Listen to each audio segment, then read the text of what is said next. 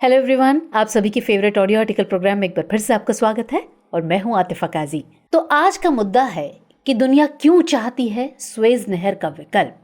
यह article Indian express में प्रकाशित लेख a plan to join the Red Sea with Mediterranean and alternative to the Suez canal के सारांश पर आधारित है। इसमें टीम दृष्टि के इनपुट्स भी शामिल हैं और साथ ही ये सामान्य अध्ययन प्रश्न पत्र 2 के अंतर्राष्ट्रीय संबंध खंड से जुड़ा हुआ है। तो चलिए आज के आर्टिकल की शुरुआत करते हैं।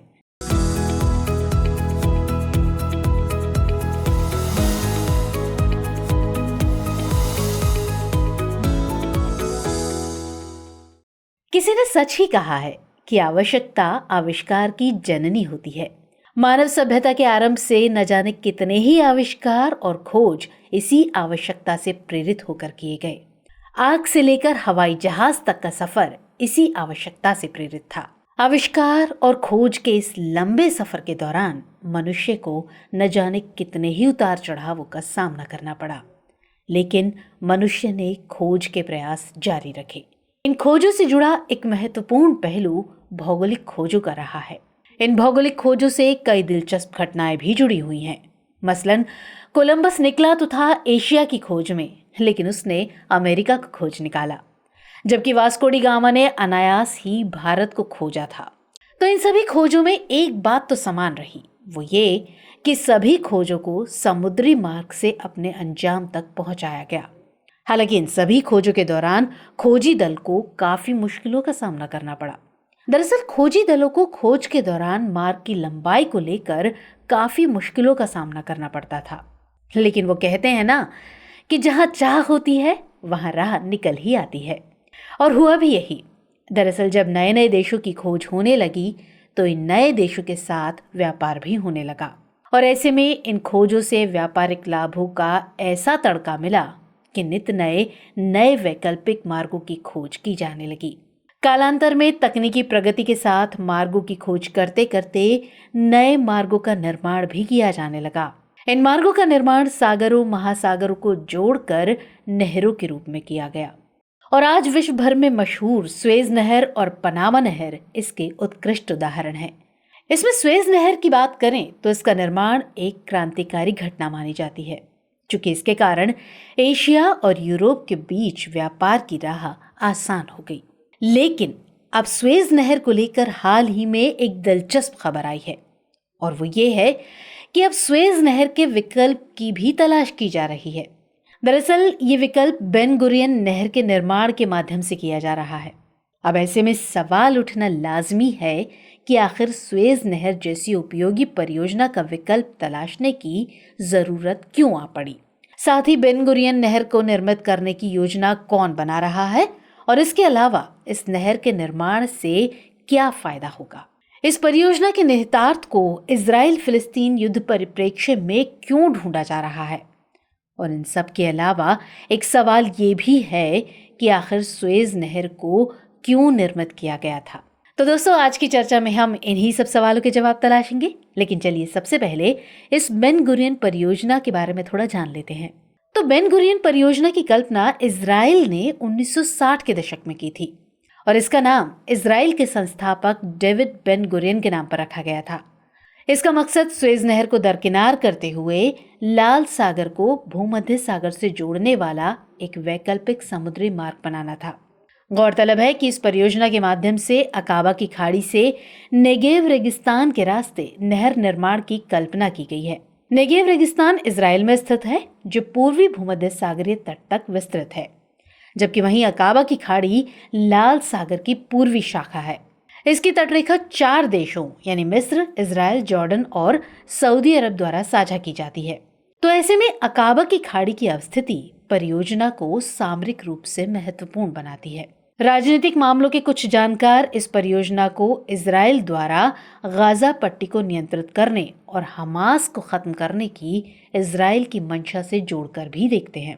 दरअसल उनका मानना है कि गाजा पट्टी पर इजराइल का नियंत्रण हो जाने पर बेन गुरियन नहर के निर्माण की संभावना बढ़ जाएगी, और साथ ही इस नहर के निर्मित हो जाने पर इजराइल को काफी लाभ मिलेगा। इसके अलावा अगर बेन गुरियन नहर परियोजना पूरी हो गई तो वैश्विक व्यापार और भू राजनीति पर महत्वपूर्ण प्रभाव पड़ेगा। ये सुएज नहर को दरकिनार करते हुए यूरोप और एशिया के बीच एक नए शिपिंग मार्ग के निर्माण के साथ वैश्विक शिपिंग पर मिस्र के नियंत्रण को भी कम करेगा, जिससे वैश्विक परिदृश्य में इजराइल की भूमिका और बढ़ेगी।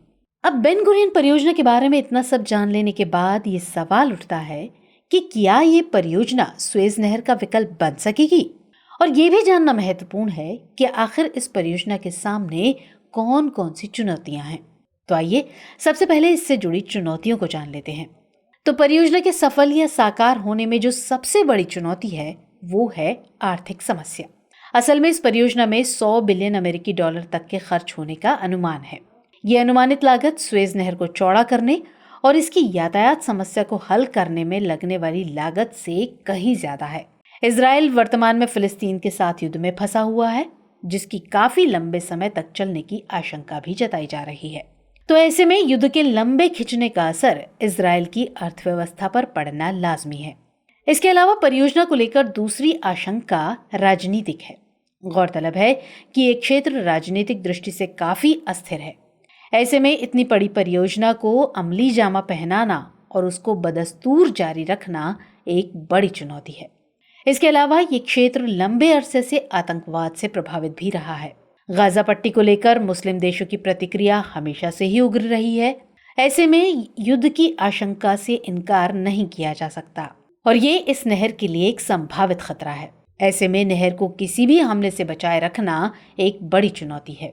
इन सब के अलावा इस परियोजना को पूरा करने के लिए विस्तृत उत्खनन की आवश्यकता होगी, जिसके लिए परमाणु विस्फोट का प्रयोग किए जाने का प्रस्ताव है। इतने वृहद पैमाने पर परमाणु विस्फोट करना एक बड़ी चुनौती है। तो इस तरह कुल मिलाकर देखा जाए तो बेन गुरियन परियोजना को लेकर तमाम आशंकाएं मौजूद हैं। चलिए अब इतना जानने के बाद जानते हैं कि आखिर इस महत्वाकांक्षी परियोजना से हासिल क्या होगा। तो देखा जाए तो इस परियोजना के वृहद आर्थिक एवं भू राजनीतिक लाभ हो सकते हैं। इसके अलावा सुएज नहर में लगातार आ रही समस्या से भी इस परियोजना को बल मिल रहा है। दरअसल अब 193 किलोमीटर लंबी, 205 मीटर चौड़ी और 24 मीटर गहरी सुएज नहर दुनिया के समक्ष सबसे बड़ी शिपिंग बाधा का रूप धारण करती जा रही है। और आलम यह है कि इसके दोनों छोरों पर लंबी लंबी कतारें लगी रहती हैं और कई बार तो इसमें मालवाहक जहाज के फंसने की खबर भी आती रहती है। इसी कड़ी में मार्च 2021 में ऐसा ही एक मामला सामने आया था, जब एक विशाल मालवाहक जहाज एवर गिवन नहर में फंस गया था। इससे एक सप्ताह से ज्यादा समय तक सुएज नहर अवरुद्ध रही, जिससे विश्व को काफी नुकसान उठाना पड़ा। यह अनुमान लगाया गया कि परिणामी ट्रैफिक जाम के कारण हर दिन अनुमानतः 9.6 बिलियन डॉलर का माल रुका हुआ था। हालांकि इस बात से इनकार नहीं किया जा सकता कि एक लंबे अरसे तक सुएज नहर ने वैश्विक शिपिंग के लिहाज से मेरुदंड का काम किया है। 1869 में सुएज नहर के खुलने के साथ ही वैश्विक समुद्री व्यापार में क्रांतिकारी परिवर्तन आया। भूमध्य सागर और लाल सागर को जोड़ने वाली इस नहर ने सुनिश्चित कर दिया कि यूरोप और एशिया के बीच यात्रा करने वाले जहाजों को अफ्रीका महाद्वीप के चारों ओर यात्रा नहीं करनी पड़ेगी। इसने लंदन और मुंबई के बीच की दूरी को 41% से भी ज्यादा कम कर दिया। लेकिन लगातार बढ़ रही आर्थिक गतिविधियों के कारण सुएज नहर अब उतनी प्रासंगिक नहीं रही जितनी ये अपने निर्माण के समय थी। तो ऐसे में वैश्विक समुदाय को सुएज नहर के विकल्प पर विचार करने पर मजबूर होना पड़ा है। इस दिशा में 1960 के दशक में बेन गुरियन परियोजना एक महत्वपूर्ण विकल्प के तौर पर उभर कर सामने आई। इस परियोजना के जरिए सुएज नहर के जाम से निजात मिलने की उम्मीद है। बेन गुरियन परियोजना की सफलता से भू राजनीतिक लाभों को भी हासिल होने की संभावना है। इसके माध्यम से एशिया यूरोप व्यापारिक मार्ग पर मिस्र का एकाधिकार भी समाप्त होगा। वहीं इसके अलावा इस परियोजना के माध्यम से विस्तृत आर्थिक लाभ मिलने की भी संभावना जताई जा रही है, क्योंकि इस परियोजना के बाद सुएज नहर के जाम से छुटकारा मिल सकेगा और 2021 की घटना जैसी पुनरावृत्ति भी नहीं होगी। बेन गुरियन परियोजना के पूरा हो जाने पर वैश्विक व्यापार को इस तरह के नुकसानों से बचाया जा सकेगा। तो कुल मिलाकर देखा जाए तो बेन गुरियन परियोजना के लाभों से इनकार नहीं किया जा सकता, लेकिन मौजूदा चुनौतियों के बीच ये राह आसान नहीं है। तो चलिए ऐसे में नजर डालते हैं कि इसमें आगे की राह क्या हो सकती है। तो हम देखें तो अंतर्राष्ट्रीय वाणिज्य और व्यापार आर्थिक व्यवस्था के लिए मेरुदंड के समान होते हैं और इनके समुचित संचालन के लिए समुद्री मार्ग एक आवश्यक शर्त है। समुद्री मार्गों को निर्मित करने के लिए तमाम वैश्विक प्रयास किए गए हैं और सुएज नहर इस दिशा में एक महत्वपूर्ण उपलब्धि थी। इस उपलब्धि को मिले काफी अरसा बीत गया है और साथ ही वर्तमान समय में सुएज नहर की भी प्रासंगिकता सीमित हो गई है। ऐसे में बेन गुरियन नहर परियोजना सुएज नहर से जुड़ी समस्याओं के समाधान की दिशा में एक महत्वपूर्ण पहल साबित हो सकती है। हालांकि इस परियोजना से जुड़ी कई चुनौतियां भी हैं, लेकिन प्रथम दृष्टि में आकलन करने पर लगता है कि इस परियोजना से मिलने वाले फायदे चुनौतियों की तुलना में कहीं ज्यादा अहम हैं। और वहीं ये चुनौतियां वाणिज्य और व्यापार को बढ़ावा देने की तुलना में कम कीमती हैं। तो कुल मिलाकर देखा जाए तो इस परियोजना के साकार होने से वैश्विक वाणिज्य व्यापार की राह आसान ही होगी।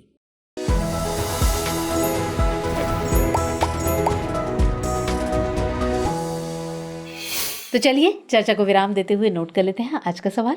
क्या बेन गुरियन परियोजना के रूप में विश्व को सुएज नहर का विकल्प तलाशना चाहिए? चर्चा कीजिए। तो व्यूअर्स, आज के एपिसोड में इतना ही। हमारा एपिसोड आपको कैसा लगा कमेंट सेक्शन में जरूर बताइएगा। तो मिलेंगे अगले कार्यक्रम में किसी और खास विषय के साथ। तब तक के लिए जय हिंद।